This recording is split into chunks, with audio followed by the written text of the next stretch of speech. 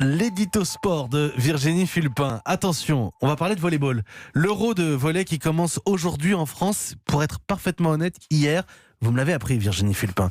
Ça vous a peut-être échappé à vous aussi qui nous écoutez. Vous ne comprenez pas, Virginie, la discrétion des organisateurs ?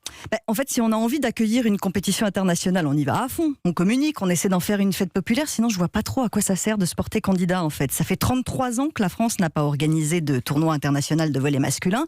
Ça laisse le temps de se préparer, a priori. C'est quand même dingue d'avoir une capacité aussi limitée à faire mousser les événements. Alors, bien sûr, la fédération manque d'argent, mais du coup, l'équipe de France commence sa campagne européenne dans un anonymat quasi complet. On dirait qu'on veut leur mettre la tête sous l'eau aux joueurs. Regardez, notre sport n'intéresse personne. D'ailleurs, ils sont très agacés. On peut les comprendre. Eux, ils n'ont qu'une envie, évidemment, c'est de voir le public derrière eux pour leur donner des ailes. Pourquoi pas les aider à gagner la compétition. S'ils jouent dans des salles à moitié vides, ça va être compliqué. Là, il y a 26 000 billets qui ont été vendus.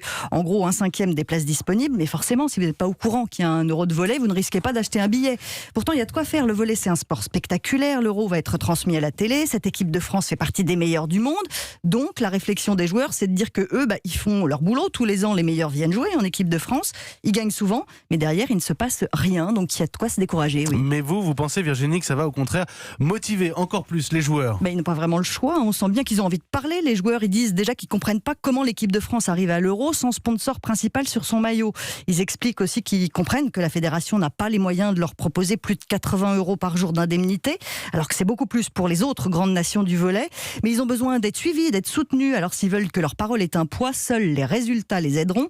La finale de cet Euro aura lieu à Bercy. S'ils arrivaient jusque-là, peut-être que le volley français avancerait un peu. L'engagement de Virginie Fulpin, l'édito sport, c'est tous les matins à 7h25 sur Europe 1.